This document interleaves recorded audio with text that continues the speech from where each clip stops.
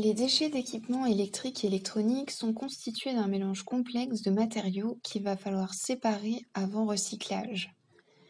Les matières plastiques doivent aussi être triées car certaines d'entre elles contiennent des polluants tels que des retardateurs de flammes bromés.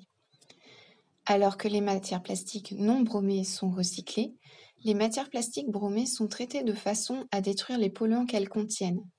Elles sont donc le plus souvent incinérées, ce qui a pour inconvénient d'être coûteux en énergie, onéreux et de détruire de la matière. Je m'appelle Leïla Grippon, je suis doctorante à l'IMT Lille-Douai et à l'ISPA d'Alençon depuis janvier 2018. Mon projet consiste à trouver une solution pour recycler la matière plastique qui contient des retardateurs de flammes bromées tout en respectant les réglementations. Je travaille sur un gisement réel que j'ai d'abord caractérisé afin de connaître ses propriétés et les impuretés qu'il contient. Ces caractérisations ont révélé que la concentration en substances polluantes dans la matière étudiée était 4 fois supérieure au seuil réglementaire.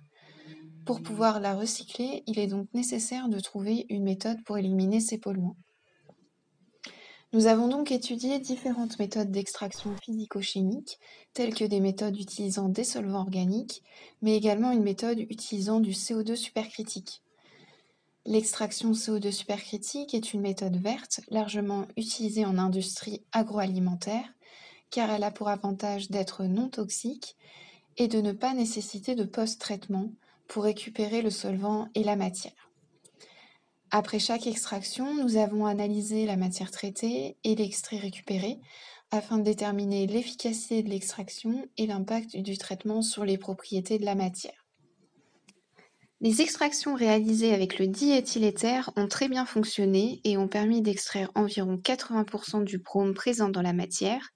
Les extractions avec le CO2 supercritique ont permis d'extraire jusqu'à 44% de brome, mais le procédé doit encore être optimisé pour passer sous le seuil légal. Les traitements étudiés n'ont pas eu d'impact sur la matrice polymère, ce qui est un bon point pour le recyclage de la matière.